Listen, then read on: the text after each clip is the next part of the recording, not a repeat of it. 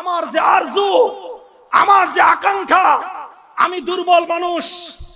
আমল টামল বলতে তেমন কিছুই নাই। জিন্দগির এক অর্ধ শতাব্দী অতিক্রান্ত করে জীবনের প্রৌঢ়ত্বের দ্বার প্রান্তে উপনীত এ পর্যায়ে এসে শুধু আজ আমার আগামী দিনের সন্তানদের কাছে এই আবেগ আর এই আরজু আমি ব্যক্ত করতে চাই। আমি অনেক বড় বুজুর্গ নই, অনেক আমলওয়ালা কেউ নই, অনেক এলেমওয়ালাও কেউ নই, তবে আমার হৃদয়ের আকাঙ্ক্ষা হলো আমার নাম যুগের ওই সমস্ত আলেমদের কাতারে লিপিবদ্ধ হয়ে যাক, যে কাতারে ইমামে আজম আবু হানিফার নাম ছিল, যে কাতারে ইমামে মালিকের নাম রয়েছে,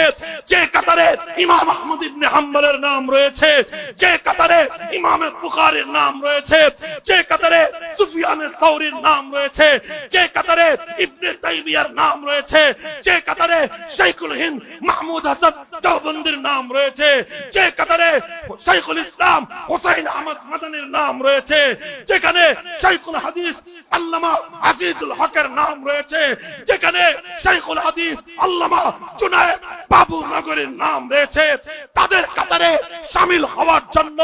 শাহাদাতকেই নিজের জীবনের চরম পাওয়া হিসেবে বিবেচনা করেছি।